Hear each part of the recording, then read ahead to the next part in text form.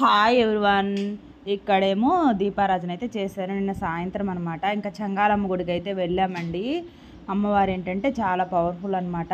పిల్లలకి ఏమన్నా బాగాలేపోయినా కానీ ఇంకా అమ్మవారి దగ్గర తాయితవ కట్టించుకుంటే తగ్గిపోతుంది అనమాట, ఎంత బాగలేకపోయినా కానీ. ఇంకా అయితే నేనేంటంటే మా బాబుకి ఏంటంటే ఆల్మోస్ట్ ఒక 1 వీక్ నుంచి అయితే వాడికి ఫీవర్ వచ్చింది, మళ్ళీ తగ్గింది, మళ్ళీ కూడా వచ్చిందనమాట ఫీవరు.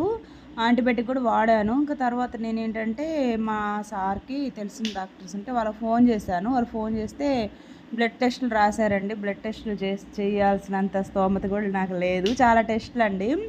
నేనేమనుకున్నానంటే ఇంకా నిన్నైతే తగ్గకపోతే ఇంకా నేనేంటంటే గవర్నమెంట్ హాస్పిటల్ కన్నా తీసుకెళ్ళి బ్లడ్ టెస్టులు చేద్దాము అనుకున్నా. కానీ మనస్ఫూర్తిగా అమ్మవారిని అయితే కోరుకున్నాను. ఇంక బిడ్డకైతే తగ్గిందండి. యాంటీబయాటిక్స్ కూడా వేరేది స్టార్ట్ చేశారనమాట. దేవుడి దయ అయితే తగ్గింది. మనం అనుకుంటాం కానీ వాళ్ళ కటాక్షం లేనిదే, అమ్మవారి కటాక్షం లేనిదే ఏది కూడా జరగదు కదా. ఇంకా అలాగా మేమైతే వెళ్ళేసి ఇంకా అమ్మవారిని దర్శనం చేసుకొని మా బాబుకి అయితే గుళ్ళోనే తాయితు కట్టేసి ఇంకింటికైతే బయలుదేరేసామన్నమాట. ఇలాగా అమ్మవారి చంగాలమ్మ తల్లి అయితే చాలా పవర్ఫుల్ అండి.